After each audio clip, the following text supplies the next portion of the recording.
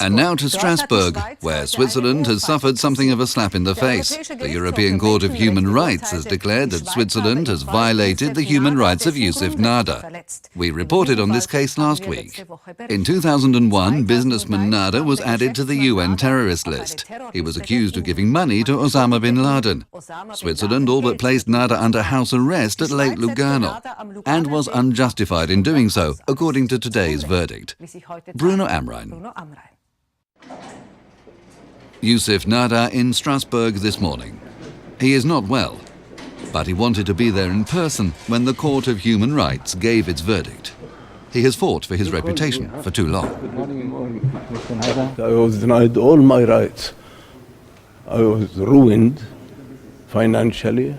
Even as a human being, I was treated very bad and treated out of law. Switzerland's representatives were already in the courtroom. Switzerland was accused of imposing overly strict sanctions on Youssef Nada over a period of several years, despite Nada's innocence being proven a long time ago. Nada's anguish began 11 years ago with the terror attacks on the USA. Under pressure from the USA, the UN placed Nada on their list of terror suspects. Switzerland also investigated Nada. His assets were frozen and the businessman was effectively under house arrest. He was not even allowed to leave the small Italian enclave of Campione by Lake Lugano, where he lived, for a doctor's appointment. He was branded the banker of terror. 81-year-old Youssef Nada was stuck there for 8 years. The court took just 10 minutes today to reach its verdict. The Strasbourg judge sided with Youssef Nada. Switzerland has breached the human rights of the Egyptian-born businessman. The way in which your freedom was interfered with was totally unjustified. Nada's lawyer translated the key point. And only then did Nada realize that he had won. And they rejected every attempt. I'm satisfied. Justice? Justice is justice. What does it mean for you? I mean, for your life? Well, I'm at the end of my life.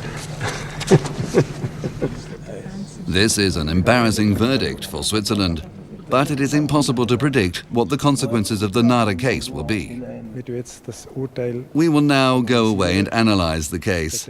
The verdict relates solely to Nada's case, where the court established that there was a certain margin of discretion. The detailed verdict now needs to be studied and checked to see whether more comprehensive measures are required beyond this individual case to ensure that such sanctions are imposed in accordance with human rights law in the future.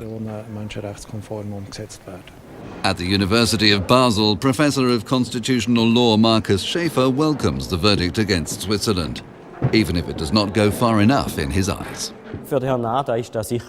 This verdict is undoubtedly a big victory for Mr. Nada, but it is only a small victory in terms of clarifying the legal issues behind it. The central issue has not been resolved of what happens when a UN Security Council resolution breaches human rights law. It is clear that Switzerland could have removed Nada from the terror list 4 years earlier if it had informed the UN that there was no evidence behind the investigation. Youssef Nada has never received an apology from Switzerland. Nevertheless, he gave a spontaneous sign of reconciliation this morning in Strasbourg. And I'm very sorry for it, but I had to do it. I had to do it. And you know that I have much appreciation to the country. I love your people. I lived with them more than 46 years. Mistakes could happen everywhere. Okay, best of luck. Thank you.